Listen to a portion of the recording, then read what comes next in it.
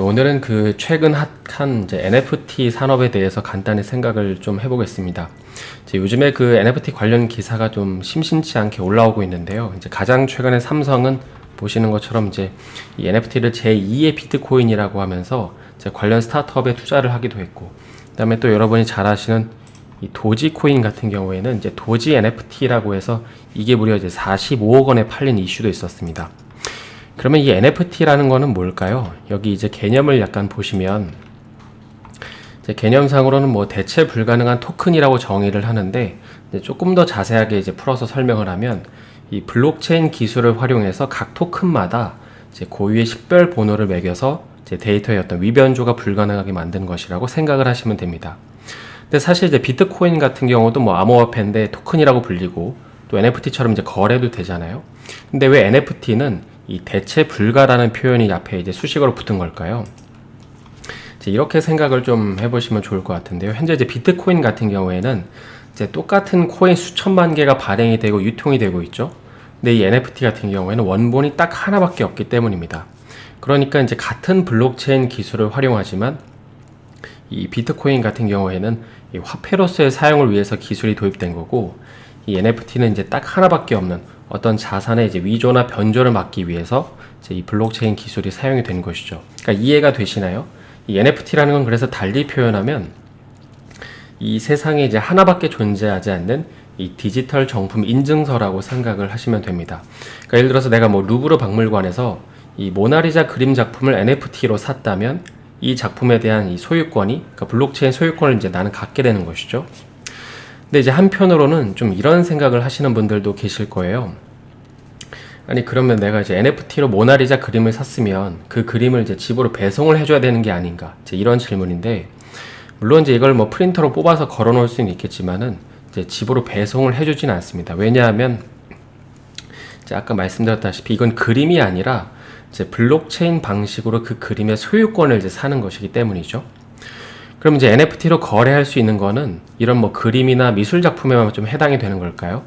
예, 그렇지는 않습니다. 지금은 뭐 미술 작품들이 각광을 받고 있지만 사실 이 NFT는 이 형태를 가리지 않고 모든 작품에 적용이 가능하거든요. 그래서 그게 뭐 동영상이 될 수도 있고 뭐 음원이 될 수도 있는데, 어찌됐든 블록체인 주소만 좀 삽입을 시켜서 부여하게 되면 어떤 것들도 다 디지털로 만들 수 있습니다. 그래서 가장 최근에는 그림이 아니라 이런 식으로 이 트위터의 창업자인 사람의 이 첫 트윗이 NFT로 좀 거래가 됐다고 하죠.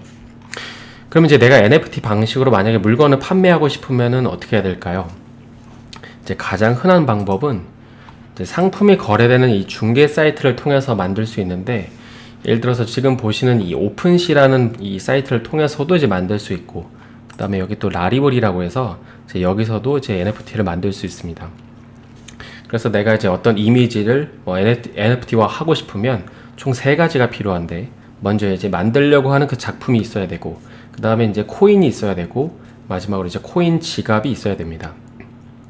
그러니까 코인이 필요한 이유는, 그러니까 돈이 필요한 이유는 이 저작물을 NFT로 전하는 과정을 민팅이라고 하거든요. 이 민팅 과정에서 가스, 그러니까 수수료가 필요하기 때문입니다. 그래서 이때 발생하는 수수료를 코인으로 지불을 해야 되는 것이죠. 그러니까 무료는 아닌 건데, 그러니까 일종의 블록체인 기술을 사용하는 대가로 지급하는 금액이라고 생각을 하시면 됩니다. 그럼 코인 지갑은 왜 필요할까요?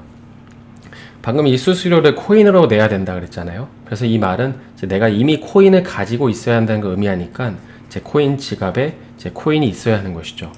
그리고 뭐 이외에도 뭐 민팅하는 과정에서 뭐 예를 들어서 이 작품을 뭐 시리즈로 내가 계속 낼 거라서 뭐 에디션 개념으로 몇 개를 더 발행을 할 건지, 그리고 또 판매할 때 저작권도 같이 양도를 할 건지, 뭐 이런 것들도 선택을 할 수 있는데, 아무튼 이렇게 모든 민팅 작업이 끝나면 마지막으로 이걸 어떻게 판매를 해야 될지 결정을 해야 됩니다.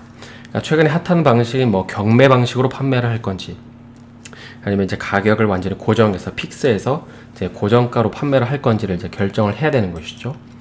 그래서 만약에 내가 이걸 고정가로 판매를 하겠다고 하면 이 판매 수수료를 제하고 나머지 작품 가격을 받는다고 이해를 하시면 됩니다.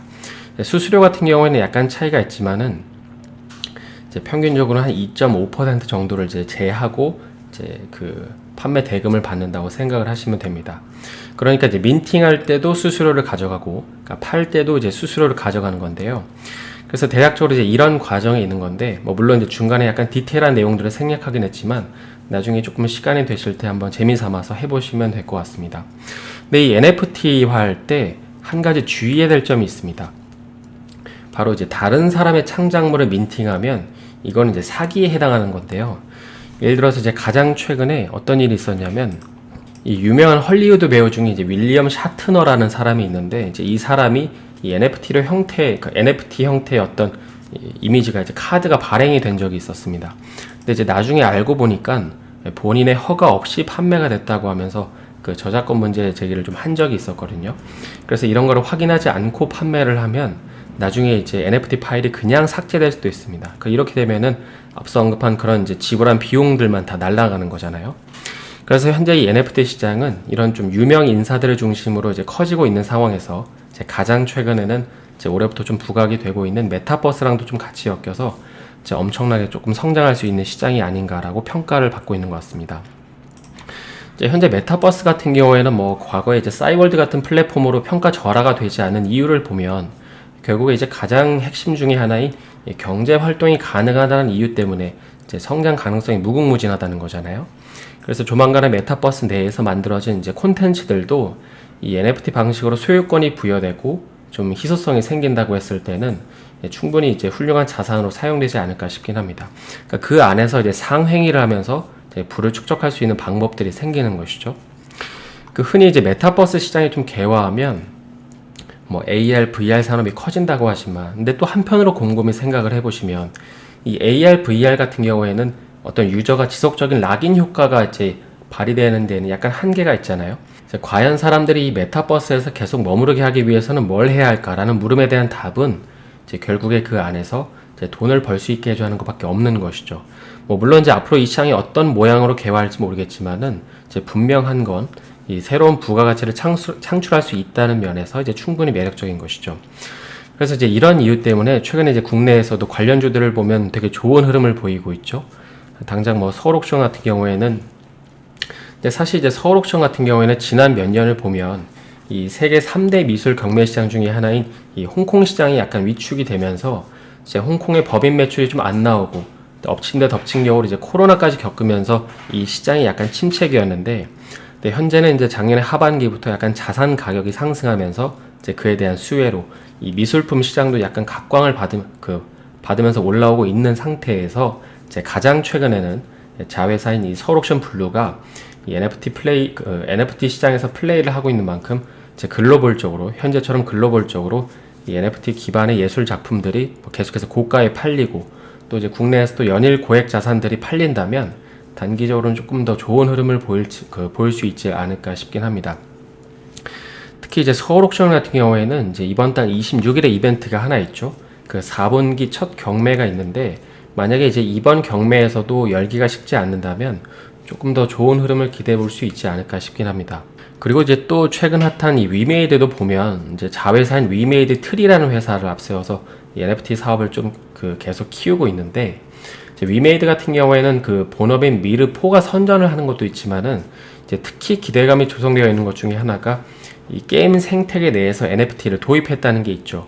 그러니까 게임을 잘 못하더라도 열심히만 하면 이제 돈을 벌 수 있는 플랫폼을 이제 만들어준 거기 때문에, 그리고 또 이제 12월부터는 이 캐릭터의 NFT를 적용해서 이제 판매할 수 있는 거래소도 신설한다고 했기 때문에 이 잘 만든 캐릭터를 좀 고가에 팔아서 이윤을 남기려는 유저들이 꽤나 많을 거라는 점을 생각해 봤을 때 이러한 흥행은 조금 12월까지는 보고 판단하지 않을까 싶긴 합니다.